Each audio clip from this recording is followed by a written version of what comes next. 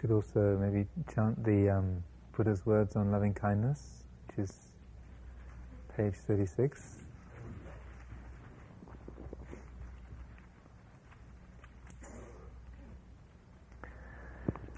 This is what should be done by one who is skilled in goodness and who knows the path of peace. Let them be able and upright, straightforward and gentle in speech, humble and not conceited, contented and easily satisfied, unburdened with duties, and frugal in their ways, peaceful and calm and wise and skillful, not proud and demanding in nature. Let them not do the slightest thing that the wise would later reprove, wishing in gladness and in safety, may all beings be at ease. Whatever living beings there may be, whether they are weak or strong, omitting none, the great or the mighty, medium, short or small, the seen and the unseen, those living near and far away, those born and to be born, may all beings be at ease. Let none deceive another or despise any being in any state.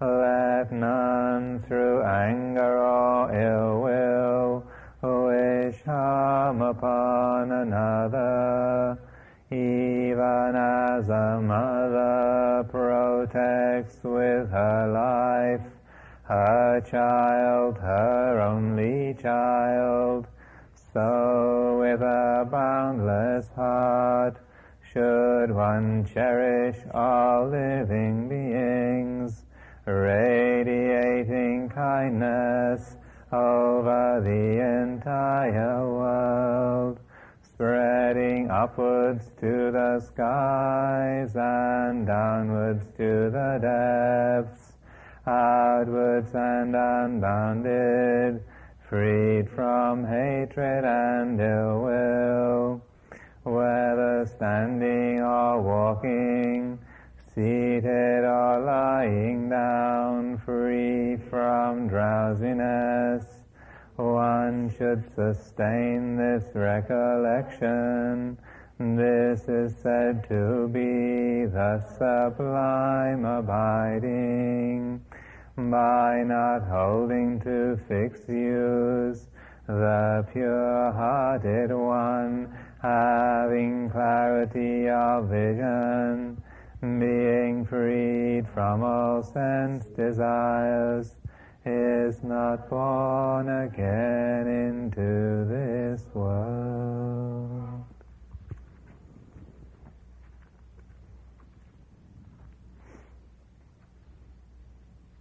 When we first translated this chant into English and started reciting it regularly a few years ago, I'd known the sutta for a long time in Pali. This is one of the most well-known, well-loved, often recited of the Buddha's discourses in the Theravada Buddhist world, Southeast Asia. Not sure about the Northern Buddhist world, but it was really striking to me how, because one has a sense of being a teaching on loving kindness, it really struck me and has regularly since then how first sort of 95% of the teaching is very much about having kindness for all beings, and very much a straightforward description of sending forth this quality of pure love from ourselves to other beings. And then at the end, the last 4 lines are a very different character. You might have just recited them. Surely you noticed what you were reciting. It says, by not holding to fixed views, the pure-hearted one, having clarity of vision, being freed from all sense desire, is not born again into this world. That's a change of gears, isn't it? It's like, oops, what happened to love? something else kicked into gear at that point.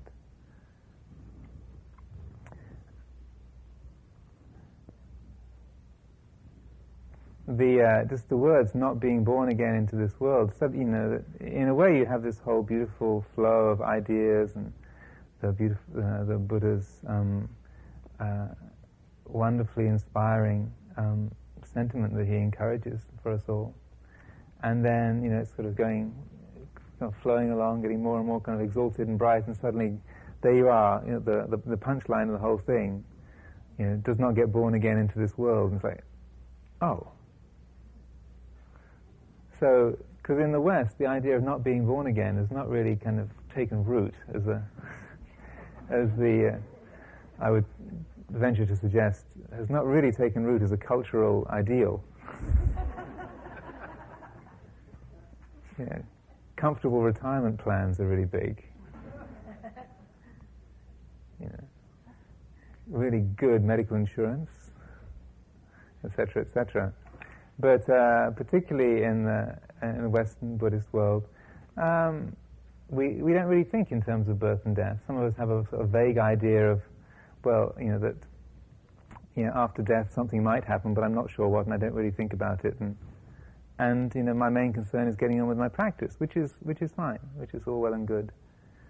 But what I've found very regularly is that, particularly hearing teachings like this, or when people start to delve into the discourses, particularly in the Theravada tradition, there's this kind of clash of values, because in the West we have a very life-affirming culture, right? There's this kind of we look upon our lives in the world and wanting to kind of respect all living things and to develop a sense of love and unity, being one with everything, and kind of compassion and kindness for our own bodies and our own world, and that and the sense of, even in the kind of spiritual circles, but even not within that, just sort of in ordinary cultural forms, there's this, life is good, and we want to be kind of healthy and happy, and that having a full life means doing lots of things and enjoying yourself and feeling contented. I mean, this is sweeping generalizations, and we can open things up for discussion. But in short, there's this quality of life affirmation, and so that when you suggest, the consummation of the path is not being born again, then people go, well, I'd quite like to come back, actually. Once you've really got it together and you know how to run this thing, you got used to the human business, hey, just learn how to drive this thing, and then then you're off the road again, as it were. I won't sing that one. Off the road again. So there can be this feeling of like disappointment, or kind of like feeling like, well, that really runs counter to my gut feeling of kind of positivity, or that life is good, or what's so bad or so wrong with life anyway? What's the whole ecological movement and learning to love the planet and to cherish nature. Why do we want to leave it? And it's true. Some of the translations of early translations of, or even current translations of Theravada teachings give this impression, particularly the commentarial works, that the whole material world, the universe is basically a botched experiment, and if you get your stuff together, you get out of this place as soon as you can, and don't look back. Bye bye, cheerio, I'm off. And, good luck to all those who remain behind. I mean, that's kind of a coarse way of putting it, but there is that side of things is presented, and people feel, well, that's really strange. So what is that about? So I found for myself, over the years, kind of investigating this and trying to cultivate an understanding. Well, it's also interesting that even in the Buddha's life, in his own lifetime, he was regularly accused of being a nihilist.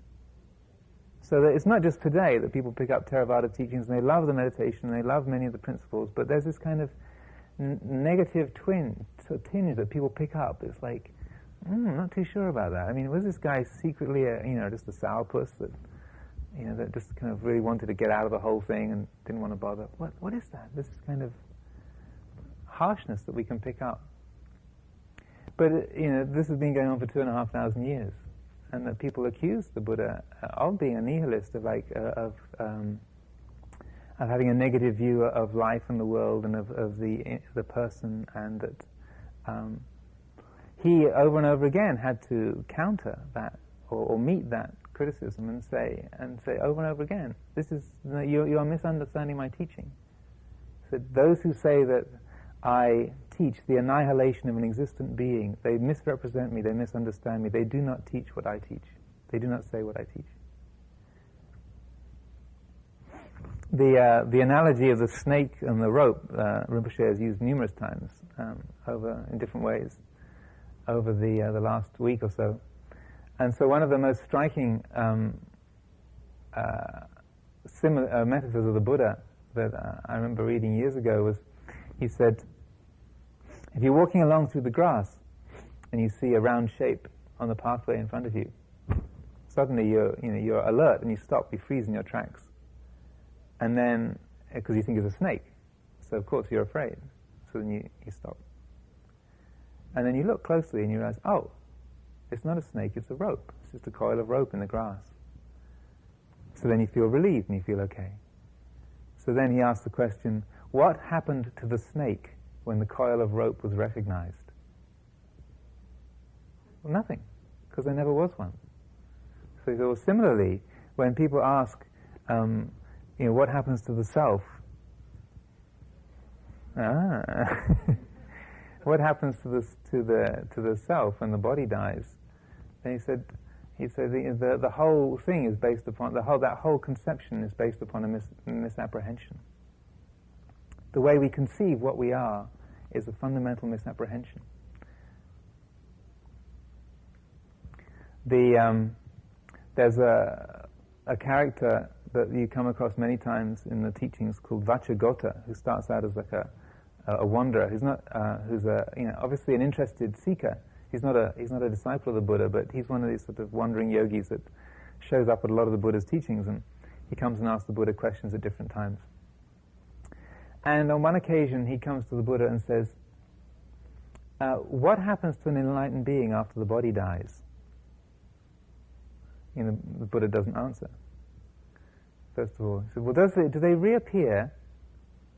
Do they reappear in another realm? And then the Buddha says, reappears does not apply.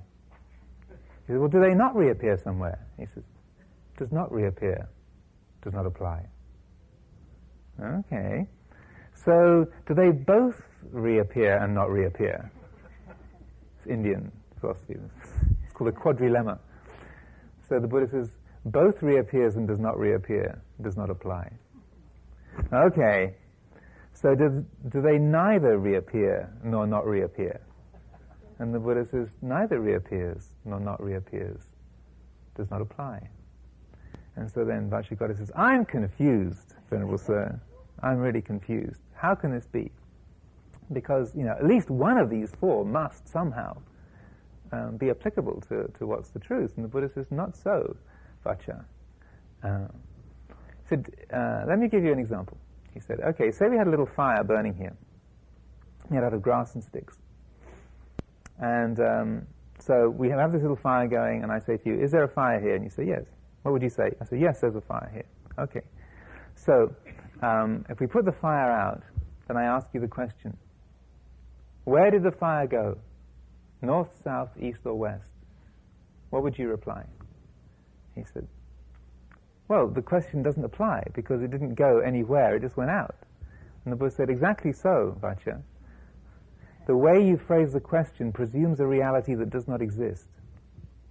Therefore, your question is not answerable in its own terms.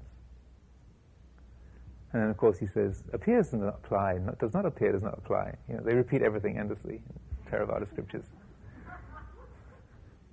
It's quite beautiful when you recite it. But when you read it in English, it kind of loses its zing. So, this is one point that the Buddha was extraordinarily thorough upon, that no matter how many times he was pressed and in what situations, that he would never say, because people would always ask, okay, you do all this kind of practice and you're kind of cranking it out for years and years, walking and sitting meditation and, keeping all these rules, and finally, you get off the wheel, and then, and the Buddha would say, nothing is spoken of. This is not referred to. And then would encourage people to get on with their practice. So this is very frustrating. And I used to think, when I first came across the teachings when I went to Thailand, and I thought, well, maybe somewhere there's some kind of secret teachings, the kind of undercover verbal transmission got passed down through the ages. Maybe Ajahn Chah's one of the guys who got the secret transmission that he really knows. And it's just kind of not for public knowledge, that the kind of the real secrets is sort of under wraps. And maybe if I hang around long enough, I'll get the real scoop. Because it just seemed the appearance was one of it was kind of negative, or at least the Buddha didn't even know. That was the other presumption. He just doesn't know, so that's why he's not saying. So that we're confronted with this situation of one, it's that it can look as though the teachings have got this sort of nihilistic tinge to them, and that the Buddha's not not only does he talk about the disappearance of the self, not being born again, and the idea, not even kind of a hint of eternal bliss. So that we can feel like it was a bit off-putting. And this is something that many of the Theravada masters have referred to, is so that people like the idea of going to heaven, and they get afraid of meditating too much because they might end up in the Brahma realms, where they miss their kind of their families, the husband and the kids, and who knows what's going to happen if you realize nibbāna. I mean, then you're really gone. At least in the Brahma realms, you might not have your family and friends, and you can just sort of hang out in sort of formless bliss for a few thousand eons. But hey, nibbāna, I mean, that's serious. It's like kind of the door clangs, and then you say goodbye to everything. And this is even in Asian culture, it kind of comes up over and over again. People are frightened of nibbāna. And so, these kind of hilarious dialogues go on between the sort of great masters. You say, well, do you think the Buddha would have been kind of promising you something or encouraging you to do something that was kind of really horrible? And they say, no. So, do you want to go to Nibbāna? Oh, no. Well, I'll go to heaven first, I'd like to go and spend some time in, like one of these golfing retirement communities. Just kind of swanning around with the lakes and the beautiful trees and the flower beds and just sort of beautiful people and beautiful surroundings. Do that for a little while, and then maybe, when I'm kind of tired of all that, maybe Nibbāna will get attractive. Anyway, actually, I hardly dare say it, but I have actually, and I'm in the process of producing a book, so editing an old Buddhist novel, which was written in 1906, which should be running off the presses as I speak. And this is really tempting fate. It should be available for public consumption soon, but it actually aims right at this very theme, because the author was writing at the turn of the century, and he, at that time, there was a lot of criticism of Buddhism by the kind of Christian establishment, that the Buddhism was a negative teaching, nihilistic teaching, and that Nibbāna was just like glorious extinction. and that was sort of the Buddhist path was this basically negative philosophy. So that, I won't tell the whole story, but one of the main features of the plot is that the hero meets with the Buddha. He's already convinced himself that he's a disciple of the Buddha, because he knows that the Buddha is the greatest master around, and that his teaching is beautiful in the beginning, beautiful in the middle, beautiful in the end. Bliss in the beginning, bliss in the middle, bliss in the end. And so he's convinced that what the Buddha is promising is blessed and eternal life. So then, of course, what happens is that he's traveling on his way to meet the Buddha, finally after many years of wandering. And he goes and stays in this little kind of dharmasala in the potter's house. And the Buddha happens to be passing through the same town. And he also happens to stop and stay in the same room. So then they get talking, and the Buddha says, well, who are you and where do you come from? And he says, oh, my name's Karmanita. And they said, what are you doing? Oh, I'm a disciple of Gautama Buddha. So, oh, have you ever met him? He said, oh, no, I haven't met him. If you met him, would you recognize him? Oh, I don't think so. He says, well, why are you a disciple of the Buddha? And he kind of says, oh, well, he teaches, bliss in the beginning, bliss in the middle, bliss in the end. And that, after a lifetime of sincere devotion and practice, then you can look forward to blessed and eternal life. And the Buddha says, oh, really? Okay. And the Buddha, having the sense of humor that he doesn't reveal who he is. Just to kind of let Karmanita talk a little bit longer. Actually, this is straight out of the suttas, the initial part of the story. So then Karmanita says, well, and the Buddha says, well, I could recount the Buddha's teaching to you if you like. He says, oh, really? Oh, well, great. That'd be marvelous. So then the Buddha starts talking, and he gives his teachings about anicca and dukkha and anatta. And he starts off on the Four Noble Truths and then gets into anicca, dukkha, anatta, and dependent origination. And Karmanita's getting really kind of antsy and, this doesn't sound right at all. I don't like this. And then he keeps pressing him and say, well, what about, after death? Okay, maybe life is unsatisfactory. What about after death? What happens then? He says, oh, the Master has revealed nothing concerning this.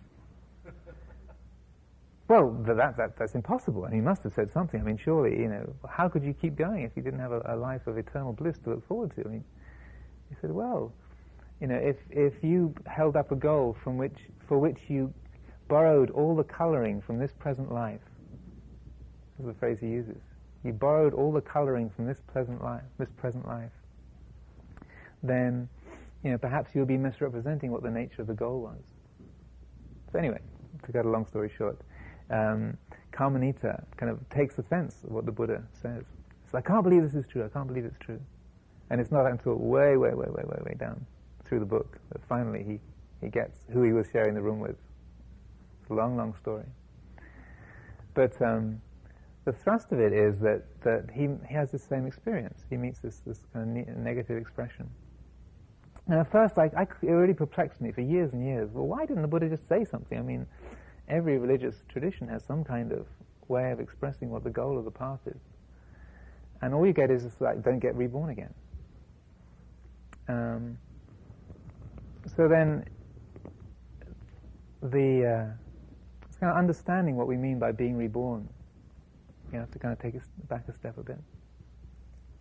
Actually, the most that the Buddha did say, there's a couple of places where he's asked the same questions.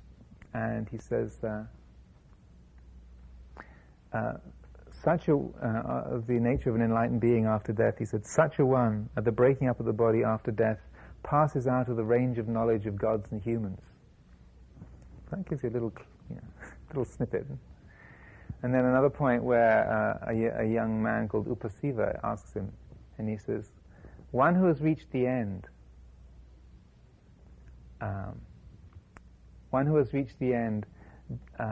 do they no longer exist, or are they made immortal, perfectly free?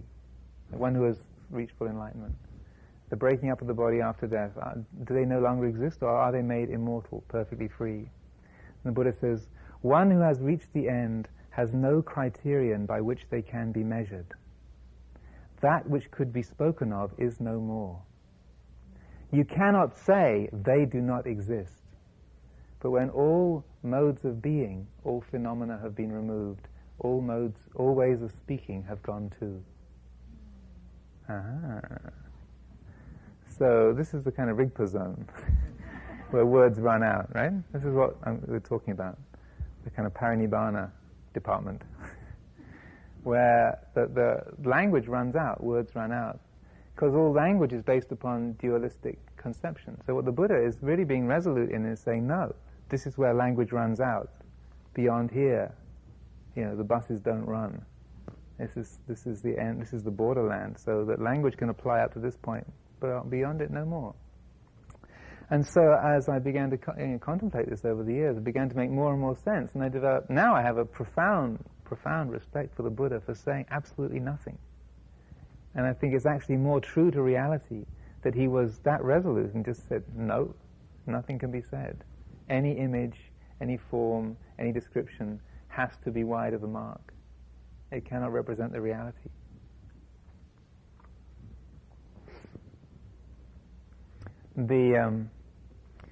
But even also, not talking about physical death as such, but another situation where someone came to the Buddha. Well, someone had one of the Buddha's disciples had been asked this question, and he'd put out some theory of how one was kind of and somehow or other one was still permanently alive someplace, somewhere. And he got invited to have a conversation with the Buddha. And the Buddha kind of questioned him back and forth. And he said,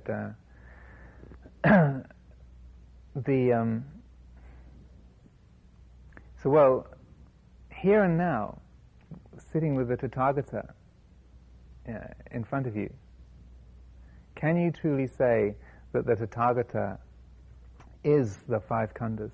It's like the five khandas is like the body, physical form, feelings, perceptions, mental formations, consciousness. It's the five khandas. Can you say that the Tathagata is the five khandas? He said, no, you can't truly say that's so. Can you say that the Tathagata is in the five khandas? No, you can't truly say that. Can you say that the Tathagata is apart from the five khandas? No, you can't truly say that. Can you say that he owns the five khandas? No, you can't say that. Or can you say that he doesn't own them? He doesn't have them? No, you can't say that. And the Buddha says, well, if the Tathagata is unapprehendable here and now by you, while sitting in front of you, if the Tathagata, like the nature of the Buddha, if you like, the nature of reality, is unapprehendable by you here and now, then how much more so after the breaking up of the body, after death, can nothing be said? So he's trying to encourage this quality of of not filling up that space with some kind of idea, some kind of belief, some sort of form, but encouraging a quality of making the realization ourselves, and then seeing knowing, directly apprehending for ourselves what that quality is, rather than just creating an idea about it. And it's this. I thought I'd talk about this today because so many of Rinpoche's teachings this week is kind of talking about establishing that quality of knowing of Rigpa, rather than creating an idea about it, an image of it, a memory of it, a hope for it, a plan to get it, but just keep waking up to that, keep coming to that, and that in itself is indescribable. You can talk about things like emptiness or lucidity, clarity, so forth. But when the mind is fully awake to its own nature, then words run out. So this is the kind of parinibbāna effect, if you like, when we kind of go beyond the word of the realm of words. So that when the Buddha talks about not being reborn, then this is really what he's talking about. It's like that realm of no rebirth. When the mind is truly awake, have you evaporated? Are you frozen solid? Or are you more alive than you've ever been before? There's a quality of total aliveness, right? But also a complete lack of definition. At that moment, you're not male, you're not female, you're not old, you're not young, you have no place, you're not any place, There's no time. It's ownerless, unlocated, timeless isness.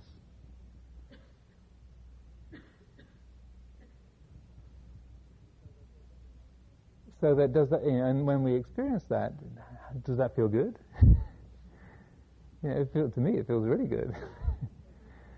So that when we talk about not being born again, what we're talking about is that moment when the clinging strikes, subtle or gross or whatever, and then the heart gets snagged on something, gets caught and carried away. So that these little verse at the end of the Metta Sutta is really just leading us to that or encouraging us to that. This is like the consummation of pure love.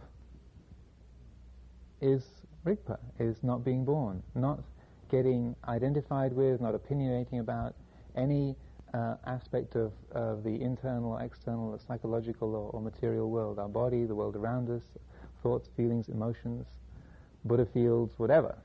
That as soon as there's that formulation, that crystallization, that's birth.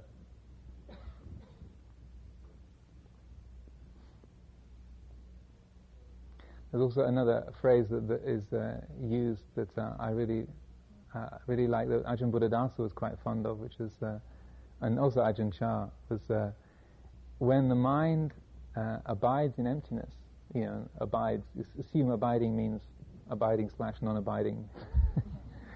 Neither abiding nor non-abiding, both abiding.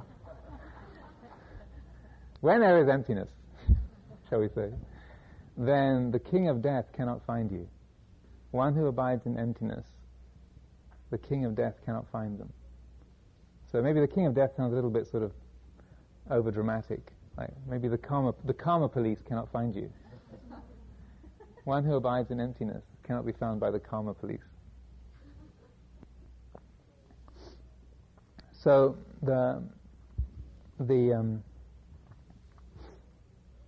what the little verse at the last 4 lines of the Metta Sutta describe is actually the letting go of clinging. Like what are the 4 kinds of clinging?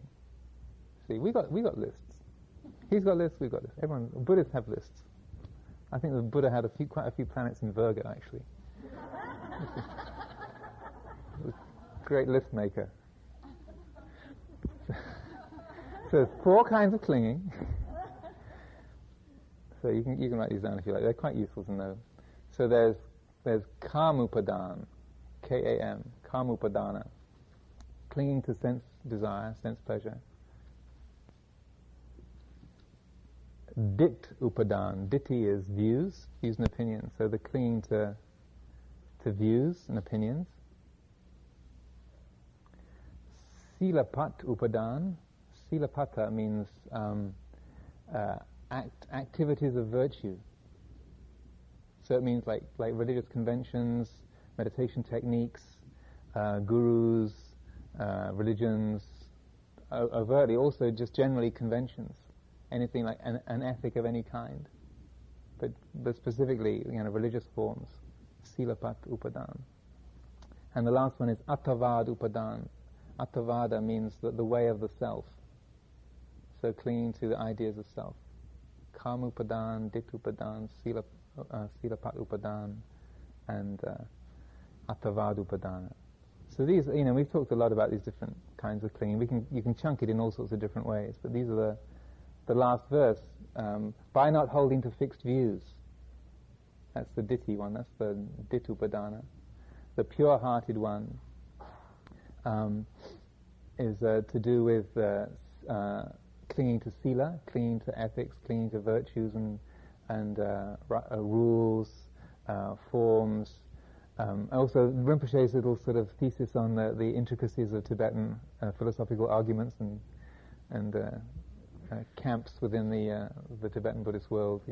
This is the field of silapata. It was called silapata paramasa, actually, fiddling with religious conventions. It literally means fondling virtues.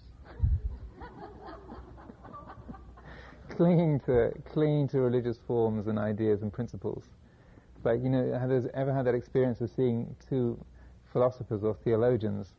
They're arguing about the intricate details of the nature of God, but they're actually having at each other like two 8-year-olds in the schoolyard. So this is the result of silapat upadana. Then having clarity of vision, that's to do with seeing through self. Being freed from all sense desires is the clinging to sense pleasure. So it's like just mapping out being free from all those different aspects of clinging. The pure-hearted one, having clarity of vision, is not born again into this world. So like, as the clinging stops, then the rebirth is not happening. So that then there's no loss of rigpa, to use this kind of language. That avijja, ignorance, does not arise. There's no ignorance, avijja. There's only vijja, rigpa. There's no avijja. As soon as avijja kicks in, then the rebirth process is triggered. So as a little footnote, I'm not going to get into the whole arahat bodhisattva thing. Well, the only thing I'll say on it is, once upon a time, well entrenched into a deep retreat, and I was trying to figure this. I was reading a lot of Mahayana literature, and when I was very small, my sisters had these Rodgers and Hammersteins, long-playing records from these Rodgers and Hammersteins musicals. And then this one of those ghastly thoughts formed in my mind that wouldn't go away, that was, oh, well, the Arahat and the Bodhisattva should be friends. And that was it for the next couple of weeks. I'm sorry I've done that to you. You won't be able to forget it now. It's from Oklahoma. Adapted from Oklahoma.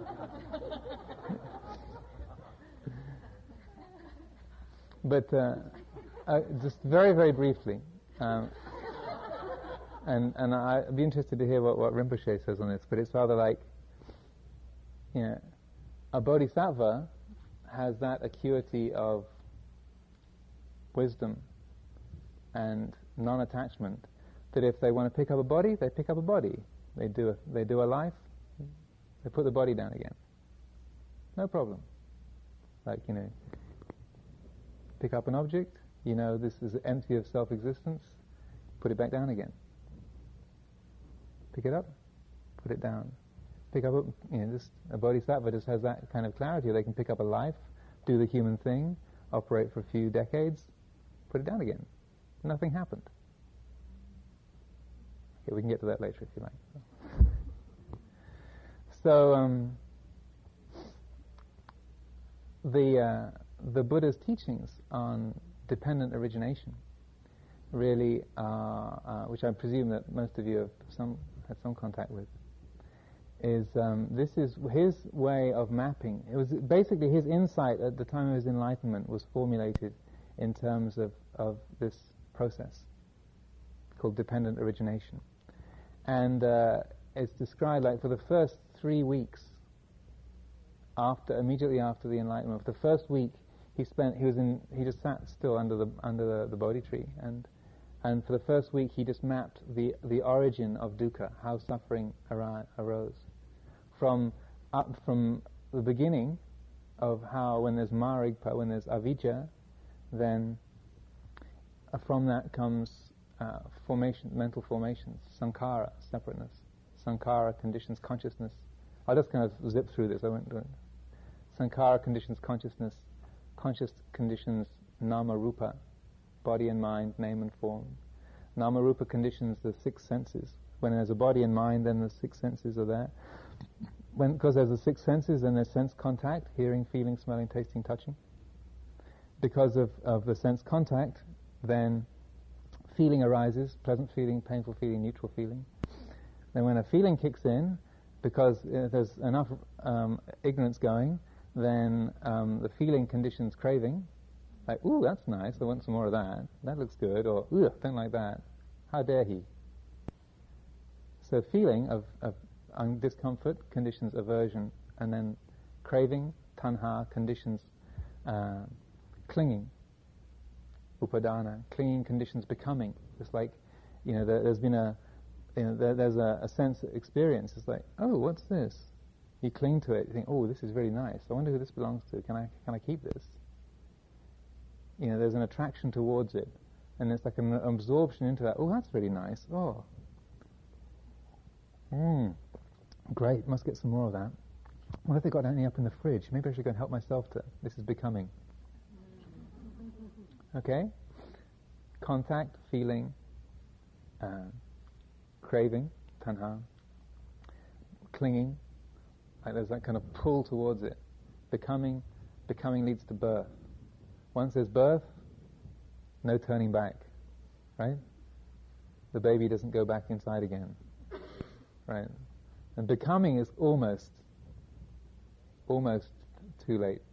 Birth is where you've been born into it, you've followed through the act.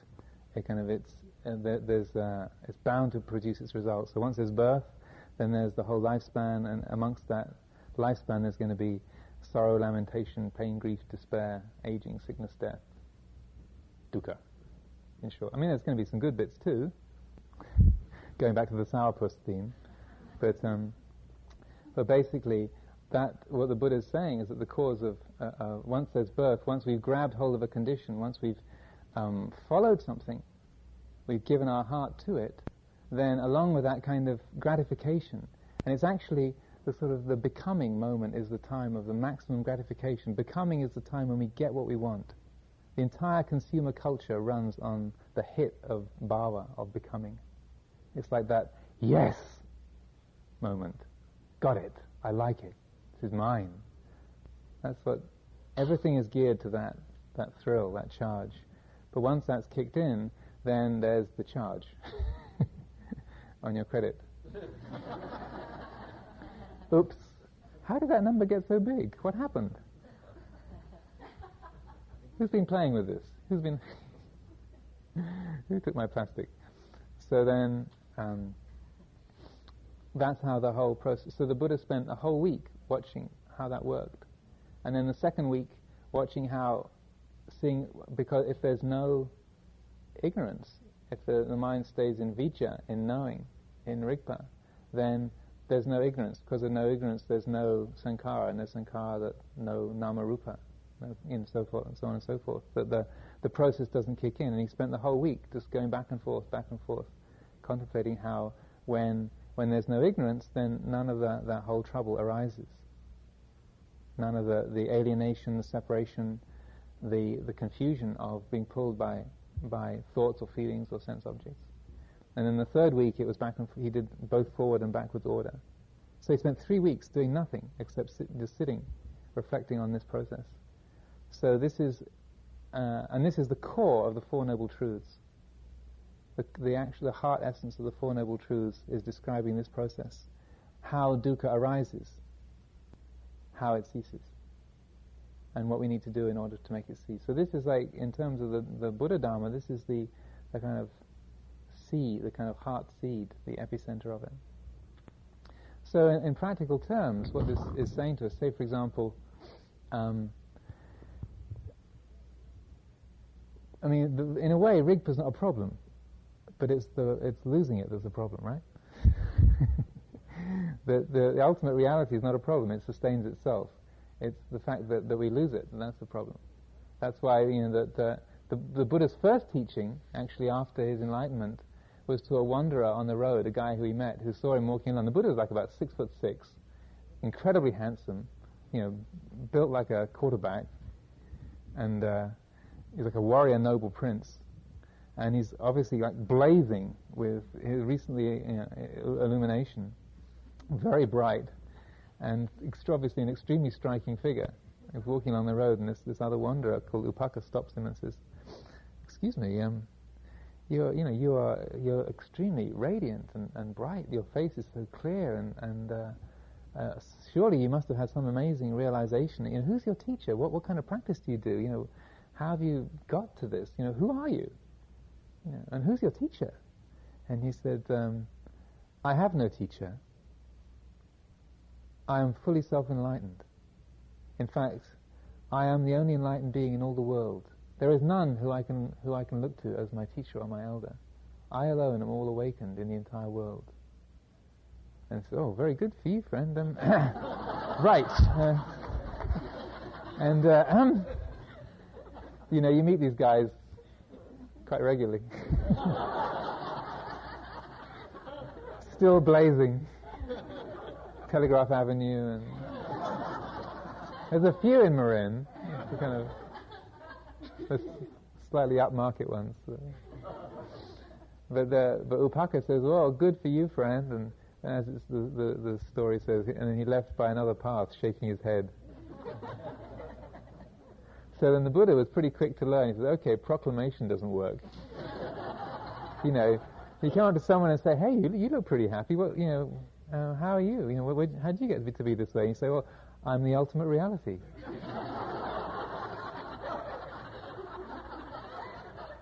Okay. Hi. Okay. Right. Yeah, sure. Yeah. You've got to fly. So the Buddha said, okay. So telling people about, kind of giving them the rigpa to the rigpa shot straight to the eyeballs doesn't work. Okay. Let's start the other end of the story. Okay. Let's go to Marigpa. Let's go to how we experience life. And so then the Four Noble Truths is like, okay, so we don't experience unremitting bliss all of the time, right? Now, if we intuit that something that we have within us, or there is an ultimate reality, which is, we would intuit, intrinsically pure and perfect and blissful, why don't we experience that all the time? What's in the way? So that's why he taught dukkha. Like, this is the fact.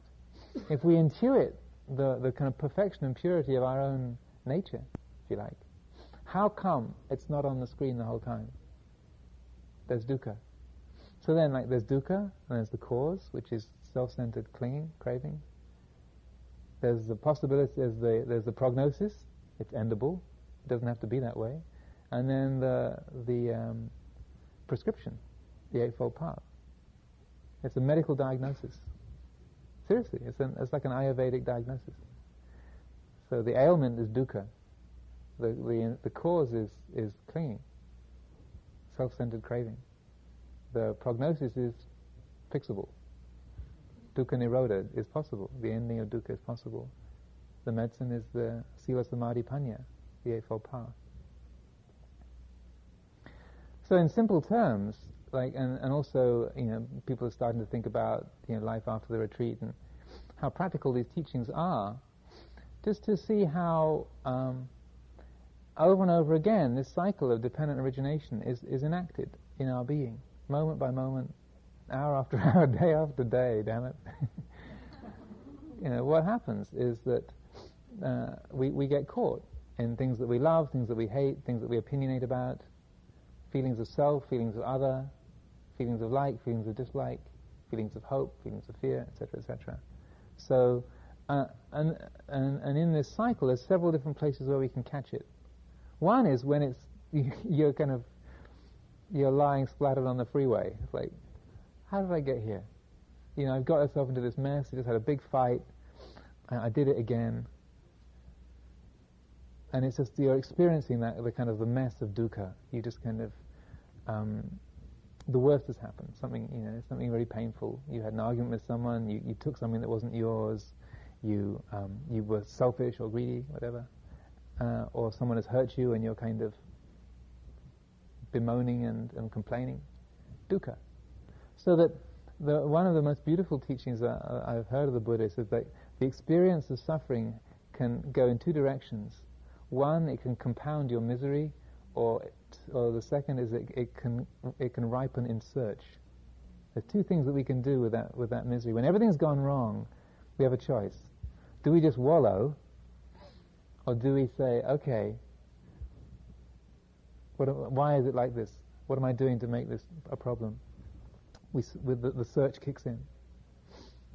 So that even when we're at the sort of the birth, aging, death, sorrow, lamentation, pain, grief, despair end of the cycle, then we can use that very pain as the cause for us to wake up. And that actually the Buddha points out in some of his teachings that very experience of dukkha causes faith to come into existence.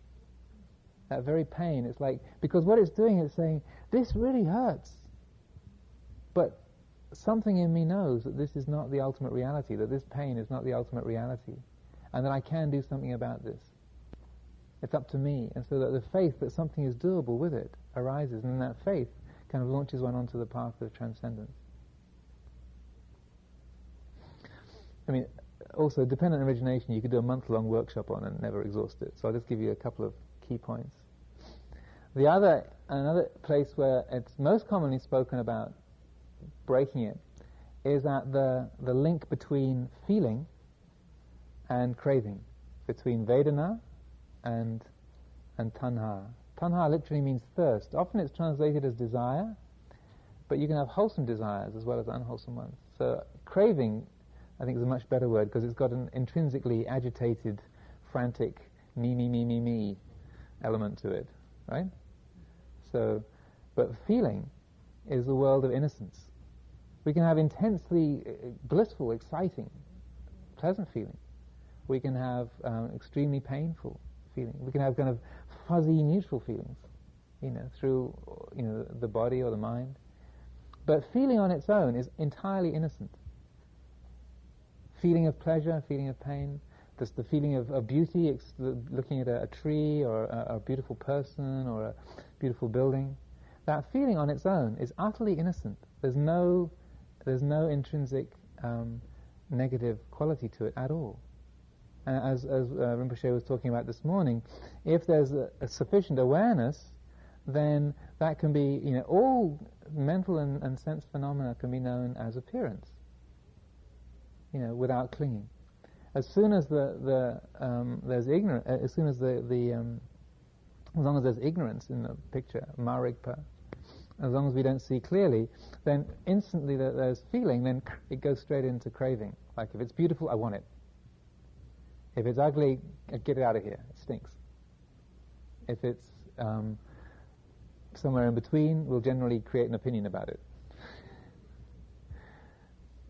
We're familiar with this whole terrain.